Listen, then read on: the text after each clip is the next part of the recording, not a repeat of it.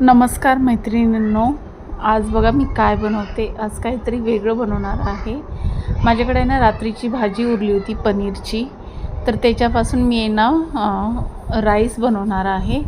तर म्हणजे पुलावसारखा खूप टेस्टी असा राईस आहे. तर चला तर मग बनवायला घेऊया.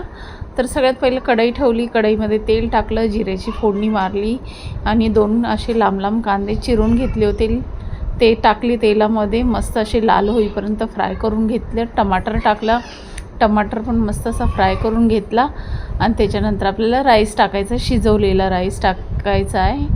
तर असं मस्त एवढा टेस्टी पुलाव झाला होता ना तो.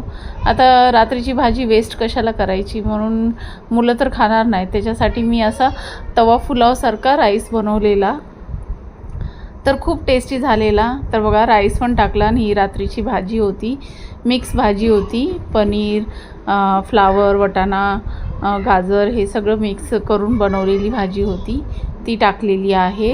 मीठ टाकलेलं, हळद टाकली, थोडंसं मसाला टाकलेला आहे घरचा. तर कोथिंबीर पण टाकली. मस्त असं फ्राय करून घ्यायचं आहे त्याच्यामध्ये.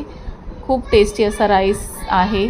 तुम्ही पण नक्की ट्राय करा. असं रात्रीची भाजी उरली ना तर फेकायची कशाला, आपण असं राईस बनवून खाऊ शकतो आपण.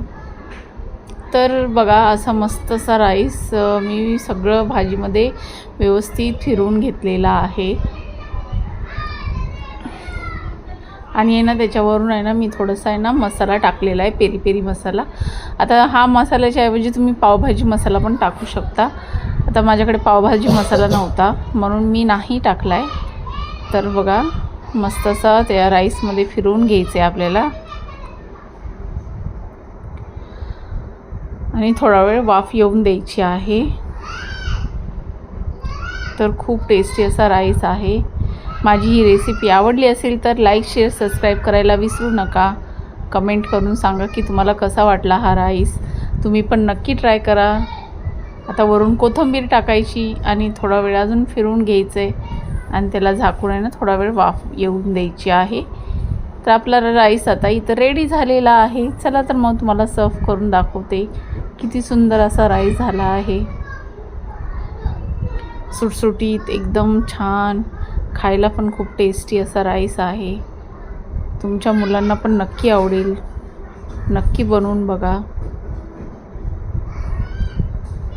मस्तच असा झालेला आहे. चला तर मग तुम्ही पण खायला. बाय.